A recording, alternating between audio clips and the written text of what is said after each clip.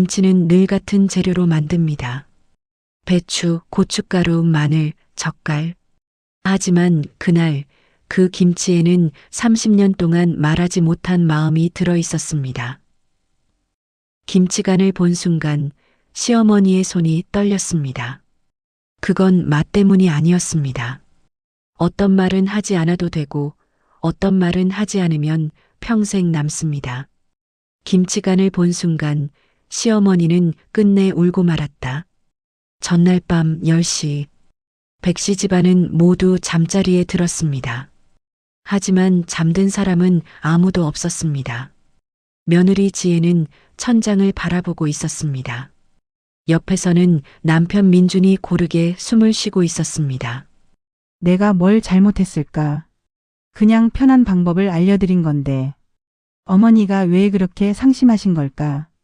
지혜는 하루 종일 그 생각뿐이었습니다. 저녁 식사 내내 시어머니는 말이 없었습니다. 평소에도 말이 많은 분은 아니었지만 오늘의 침묵은 달랐습니다. 건너방 순덕 씨도 잠들지 못하고 있었습니다. 손이 많이 간다고 했지. 그럼 내가 평생 쓸데없는 짓을 한 거네. 아니야.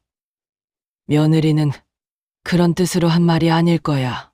순덕 씨는 자신을 다독였습니다.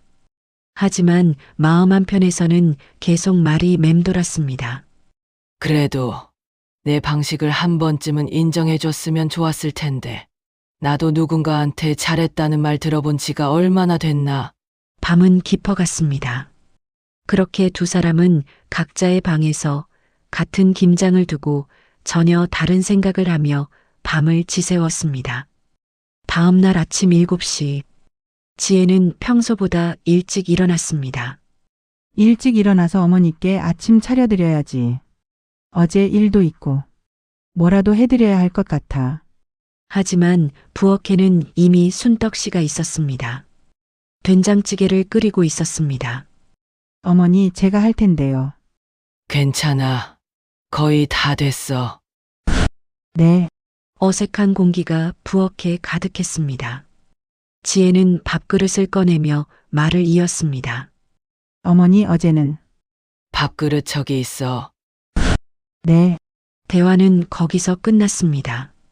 지혜는 더 이상 말을 꺼낼 수가 없었습니다. 아침 식사가 시작되었습니다. 시아버지 철수 씨와 남편 민준이 식탁에 앉았습니다. 김장했으니 이제 김치 먹을 수 있겠네. 아직 간 못 봤어. 그래. 어제 다 끝나지 않았어. 피곤해서. 철수 씨는 더 묻지 않았습니다. 분위기가 묘했기 때문입니다. 뭔 일 있어? 아니, 식탁 위에는 말소리보다 숟가락 부딪히는 소리가 더 컸습니다. 아침 식사를 마치고 오전 9시, 순덕 씨는 천천히 마당으로 나왔습니다. 어제 담가둔 김치 항아리가 그대로 있었습니다. 새벽부터 햇살을 받으며 익어가고 있었습니다. 간을 봐야지. 순덕 씨는 항아리 앞에 쪼그려 앉았습니다. 천천히 뚜껑을 열었습니다. 빨갛고 윤기 나는 김치가 보였습니다. 고춧가루 향과 젓갈 향이 어우러져 올라왔습니다. 순덕 씨는 김치 한 조각을 집어 입에 넣었습니다. 천천히 씹었습니다. 간은 딱 맞았습니다. 짜지도 싱겁지도 않았습니다. 아삭한 식감, 깊은 감칠맛. 45년간 만들어온 그 맛 그대로였습니다. 맛은 괜찮네. 하지만 순덕 씨의 표정은 밝아지지 않았습니다. 오히려 더 어두워졌습니다. 그때 부엌 창문 너머로 며느리 지혜가 설거지를 하는 모습이 보였습니다. 순덕 씨는 그 모습을 가만히 바라봤습니다. 며느리는 이 맛을 알아줄까? 순덕 씨는 김치를 다시 한 입 베어 물었습니다. 그리고 천천히 씹으며 과거를 떠올렸습니다. 45년 전 24살의 순덕. 이 집에 처음 시집왔던 날, 시어머니는 무서운 분이었습니다. 김장 첫날 제가 양념을 조금 싱겁게 했다고 호되게 혼났습니다. 이게 뭐야? 김치가 이렇게 맛이 없으면 어떡해? 순덕 씨는 그날 밤 혼자 울었습니다. 처음으로 이 집에서 살 수 있을까 하는 생각을 했습니다. 하지만 그녀는 버텼습니다. 시어머니의 방식을 익혔습니다. 그리고 10년이 지났을 때 시어머니는 처음으로 말했습니다. 올해 김치는 괜찮네. 그게 전부였습니다. 괜찮네 딱 한마디. 하지만 순덕 씨에게는 그 한마디가 세상을 얻은 것 같았습니다. 그때 그 한마디가 얼마나 기뻤는지. 그 후로도 순덕 씨는 매년 김장을 했습니다. 시어머니가 돌아가신 후에도 남편과 아들을 위해서, 이 집을 위해서 나는 이 김치로 이 집을 지켜왔는데, 하지만 이제 그 방식이 구닥다리가 되어버렸습니다. 손이 많이 가는 비효율적인 방법이 되어버렸습니다. 그럼 내가 해온 건 다 무슨 의미가 있었던 걸까? 그때였습니다. 지혜가 마당으로 나왔습니다. 어머니 김치간 보세요.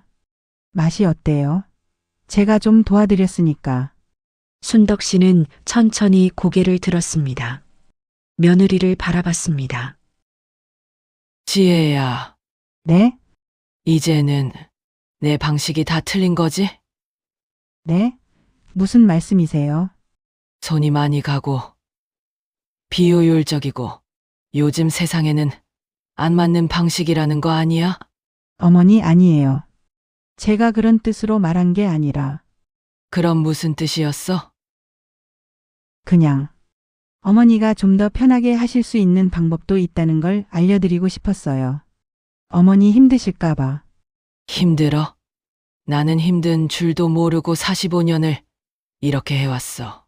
힘들다고 생각한 적도 없었어. 그냥 이게 내가 할 수 있는 전부였으니까. 어머니, 근데 이제 와서 그게 쓸데없는 짓이었다고 하면 나는 뭐가 되는 거야? 순덕 씨의 목소리가 점점 떨렸습니다. 순덕 씨의 눈에서 눈물이 흘러내렸습니다. 나도 누군가한테 잘했다는 말 한번 듣고 싶었어. 어머니, 시어머니한테 괜찮네. 그 한마디 듣는데 10년이 걸렸어. 그 한마디가 얼마나 기뻤는지. 남편은 김치 먹으면서 한 번도 맛있다는 말 안 했어. 그냥 당연한 듯이 먹었지. 아들도 마찬가지고. 순덕 씨는 참아왔던 감정들을 토해냈습니다. 30년, 아니 45년 동안 말하지 못했던 것들을. 이 김치 하나 담그는데 며칠이 걸리는지 아무도 몰라. 배추 고르러 가고, 절이고, 양념 만들고, 한 포기 한 포기 정성스럽게 넣고. 어머니 죄송해요. 사과하라는 게 아니야. 난 그냥 한 번쯤은 내가 해온 게 의미 있었다는 말을 듣고 싶었어. 쓸데없는 짓이 아니었다고. 순덕 씨는 더 이상 말을 잇지 못했습니다. 그저 손으로 얼굴을 가렸습니다. 큰 소리로 우는 게 아니었습니다. 참아왔던, 삼켜왔던, 그래서 더 아픈 그런 울음이었습니다. 어머니, 저는 정말 몰랐어요. 어머니 마음을. 내 잘못이 아니야. 내가 예민한 거지. 하지만 이건 예민함의 문제가 아니었습니다.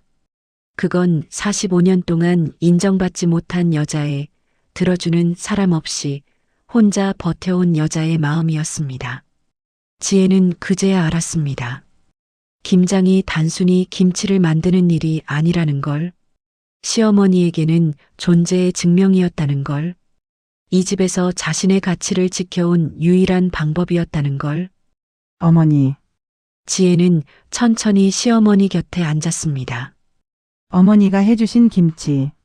정말 맛있어요. 됐어. 아니에요. 진심이에요. 처음 어머니 김치 먹었을 때 이렇게 맛있는 김치는 처음이라고 생각했어요. 순덕 씨는 대답하지 않았습니다. 그리고 어머니가 김장하시는 걸 보면서 정말 대단하다고 생각했어요. 저는 평생 배워도 어머니처럼 못할 것 같아요. 그래? 네. 그래서 어머니께 배우고 싶었어요. 정말로. 순덕 씨는 천천히 며느리를 바라봤습니다. 제가 말을 잘못했어요. 어머니 방식을 바꾸려던 게 아니라 그냥 제가 나중에 혼자 할 때 참고하려고 그랬던 건데 알아. 어머니가 해주신 김장이 이 집을 지켜온 거였죠. 어머니의 사랑이었고요. 순덕 씨는 고개를 끄덕였습니다. 그리고 작게 말했습니다. 그래. 내 방식대로 사랑한 거야. 한참이 지나고 순덕 씨는 천천히 일어났습니다. 나 좀 쉬어야겠다. 네, 어머니. 순덕 씨는 집 안으로 들어갔습니다. 지혜는 혼자 김치 항아리 앞에 남았습니다. 그날 지혜는 알게 되었습니다. 김치간은 맞출 수 있어도 사람의 마음은 시간이 필요하다는 걸, 이해한다는 것과 화해한다는 것은 다른 문제였습니다. 두 사람 사이에는 아직 메워야 할 시간이 남아 있었습니다.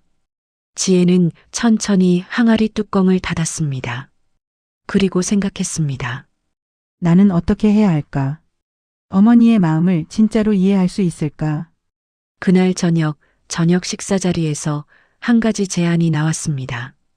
그리고 그 제안은 두 사람의 관계를 완전히 바꾸어 놓을 전환점이 되었습니다. 이 이야기는 다음 편에서 계속됩니다. 여러분은 시어머니의 눈물을 보며 무엇을 느끼셨나요? 어쩌면 우리 곁에도 말하지 못하고 참아온 누군가가 있을지 모릅니다. 다음 이야기에서는 두 사람이 마침내 진짜 대화를 나누게 됩니다. 그리고 그 대화 속에서 잊고 있던 한 가지 진실을 발견하게 됩니다.